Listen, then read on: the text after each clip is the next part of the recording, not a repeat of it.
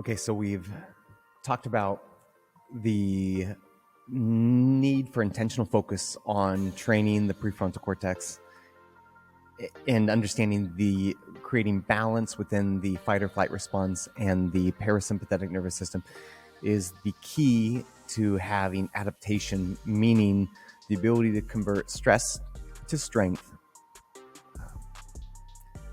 angst or anxiety or anger into action, and then also pain into power and purpose.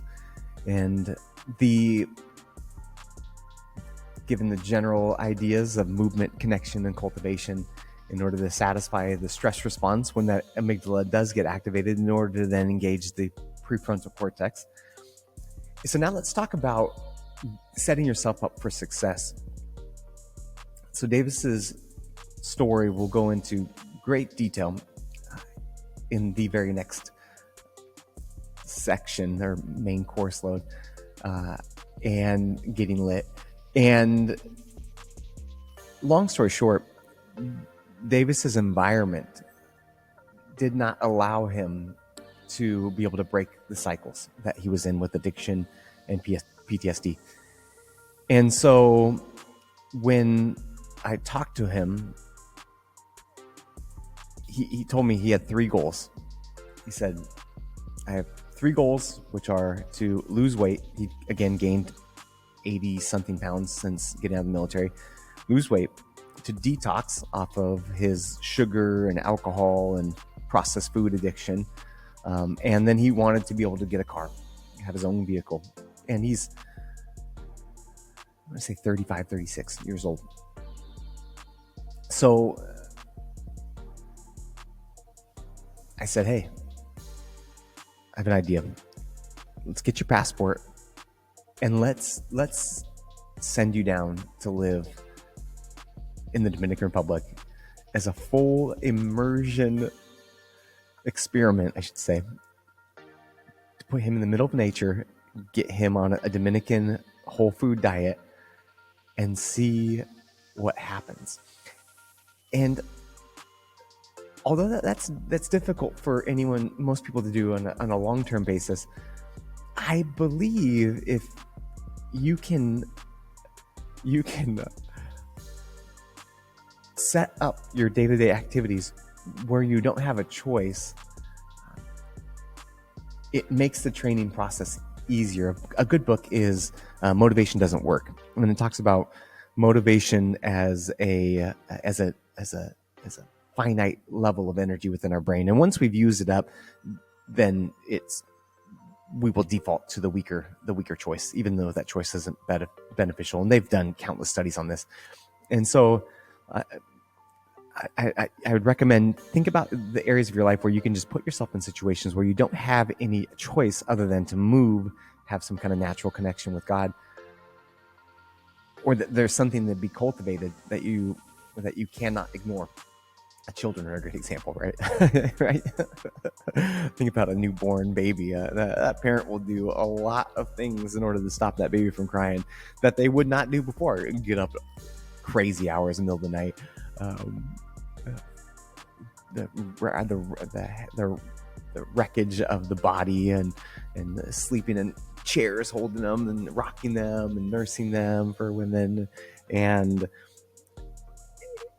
And Davis found himself in a situation where he came out here, and again, we're on a mountain in the middle of the jungle. The closest town's Montiano. It's a couple miles away, and no one speaks English. I mean, sure, I shouldn't say that. We've been here almost a year, and I just met someone in Congrejo, which is another town that somewhat speaks English. But the majority of people, it's very difficult to find someone that speaks English. And it is a Dominican town. We are what's referred to as the gringos, the white people, and we are a spectacle when we're going around there. What are they doing here? So Davis was very nervous to leave the property because, again, PTSD, fight or flight response, fight, flight, freeze. He was stuck in freeze mode, and it's easy to retroactively look back and see, yeah, that's just all that was happening. It's just his inability to move forward in life is because he was in freeze mode. And so when he got here, we had two employees. One of them, Ramon, who is our groundskeeper that takes care of this place, and he is incredible. He's a 67-year-old, just example of what human potential is. And I dive into his story quite a bit in our book. The second person was Ruby, and Ruby was not as consistent as Ramon is, and he was more of a helper, and Davis relied on him to get groceries and to get water. The water here is not drinkable. It's very similar to Mexico, where you have to get these 5-gallon jugs of water, and there's water stations all over the place in developed areas. So, for example, in Cangrejo, 2 miles away, there is water stations that you can get these jugs filled. And so Davis, not used to the heat, found himself in a situation where he had to move in order to satisfy a survival need. Okay. Nothing from Ruby. Guess I'm gonna have to get my own damn water. Okay, it took me about 40 minutes to get a jug of water. And now the trip is all the way back up hills. That sounds fun.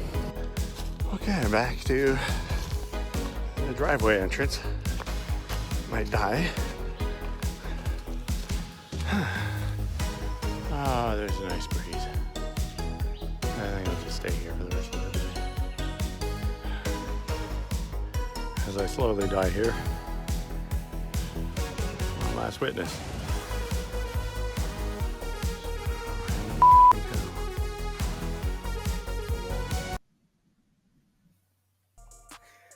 Davis had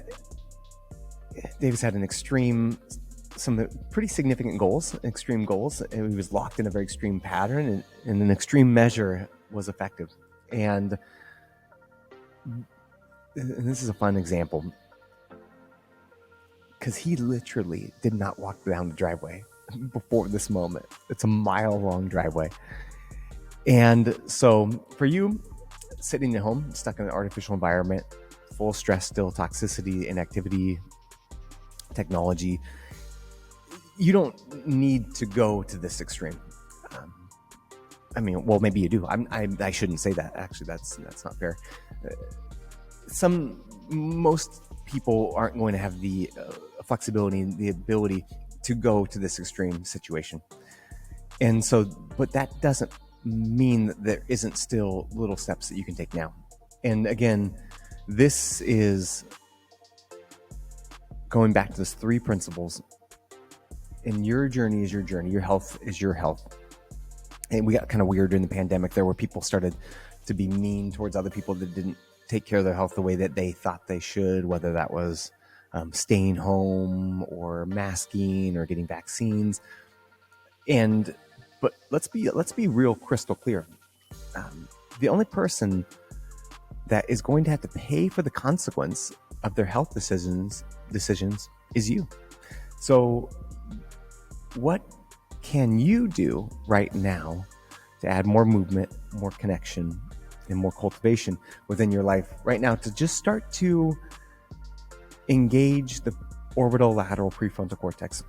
And just so you know, the defeat part of a brain, well, I can't, I've tried it before. That again, that's the amygdala. That's just a very strong part of your body that's just trying to maintain its strength.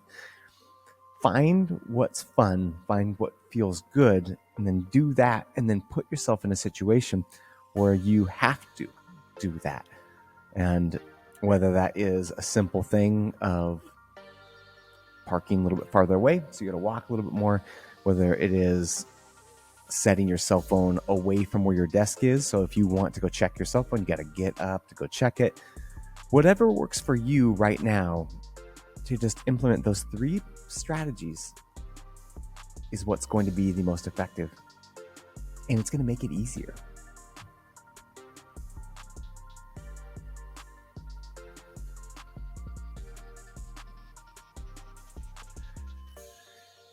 Be dope, get lit, chill out. I chose these words very specifically because we in the United States, I shouldn't say specifically because really it is a global issue. Dope is now referred to as a artificial chemical process, drugs, right? So dope is people use to get high, but dopamine is the natural product within your substantia nigra that then makes you feel high. And so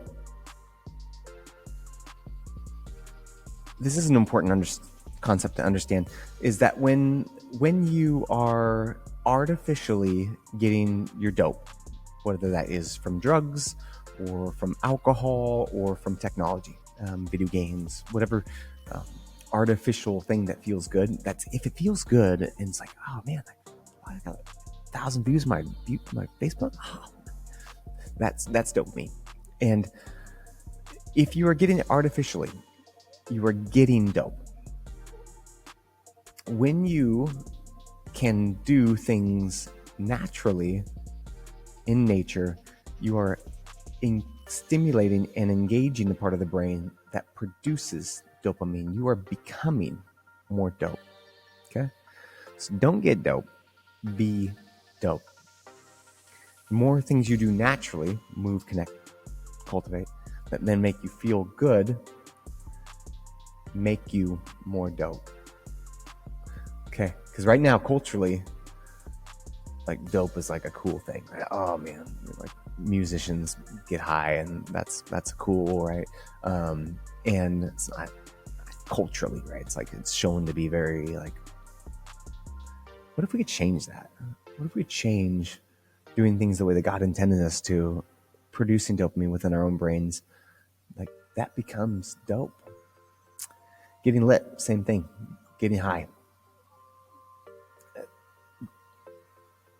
What if we could change that to producing energy naturally and having a high level of energy within our lives, so we don't just have enough energy to take care of our day-to-days, but we have so much abundant energy that we can then take care of others also.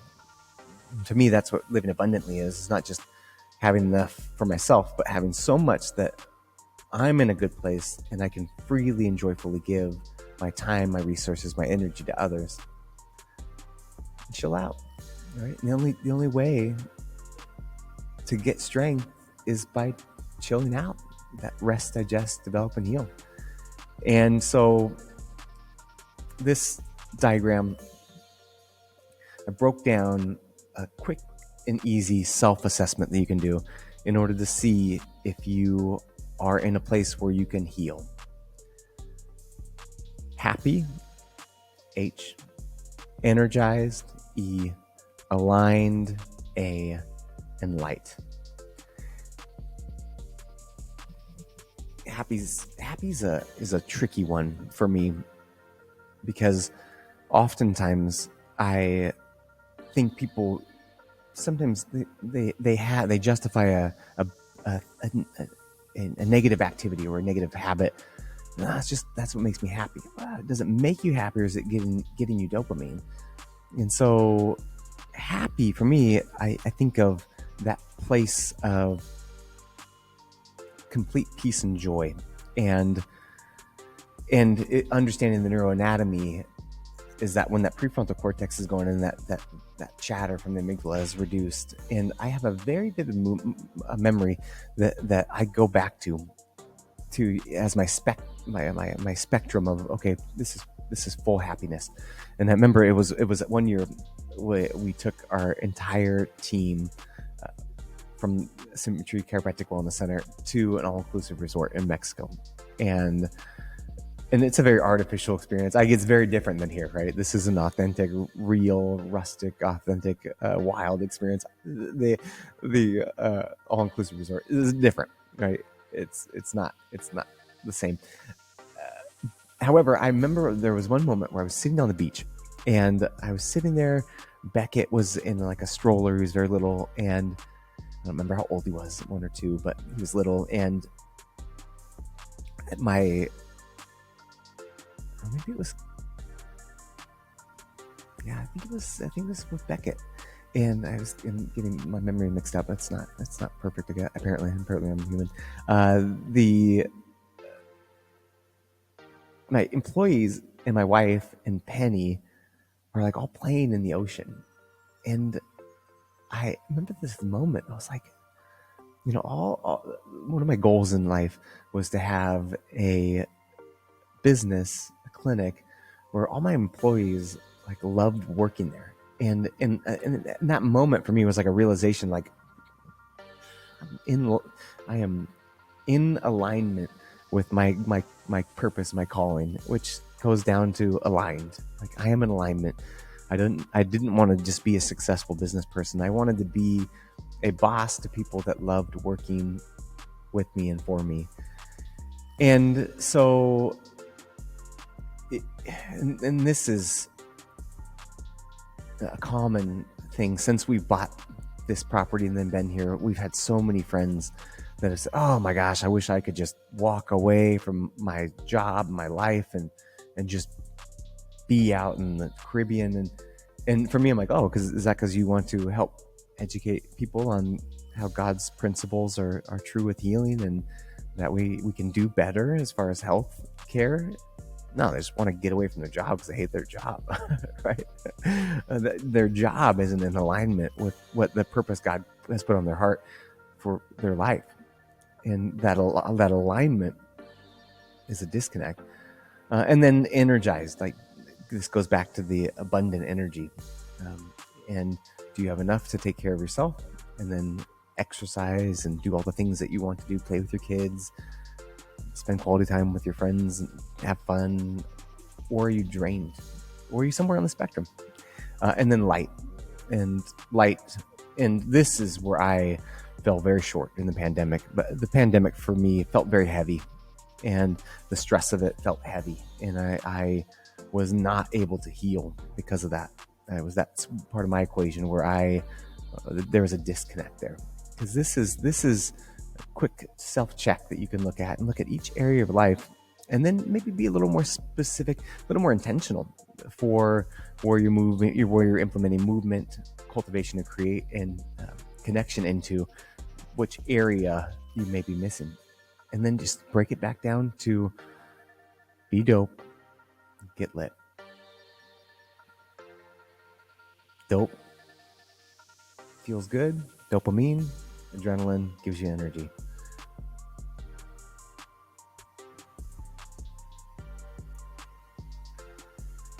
Stress isn't bad. Stress gives us energy. It's creating that oasis effect within your body that converts that stress into strength and giving you energy. This is a picture of Davis on before he was here. Let's think. He got down here May 2nd.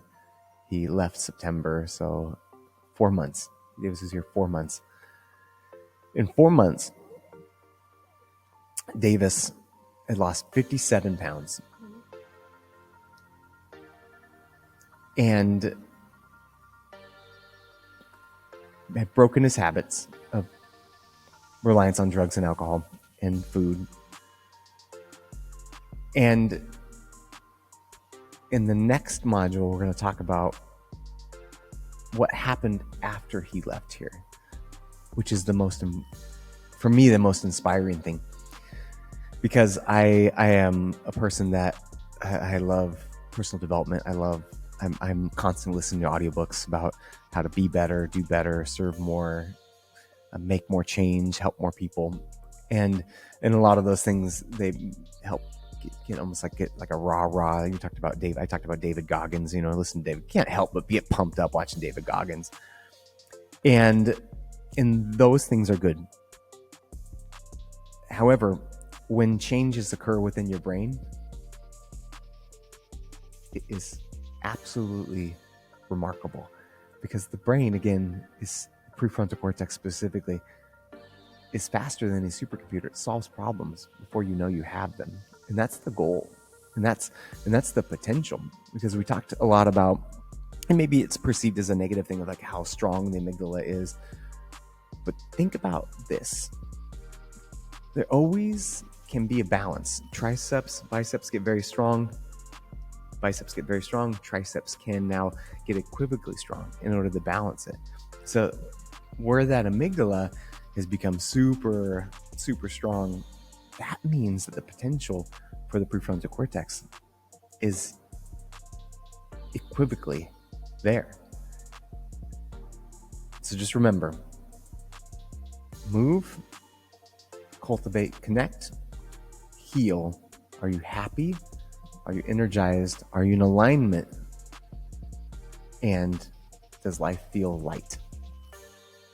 And light can be on both areas. For me, I said the heavy, everything felt heavy, but it also felt very dark too. So I think that light could also be referred to as a heaviness of stress, fatiguing, but also a darkness or in essence, a hopelessness that is a consistent reminder in your life.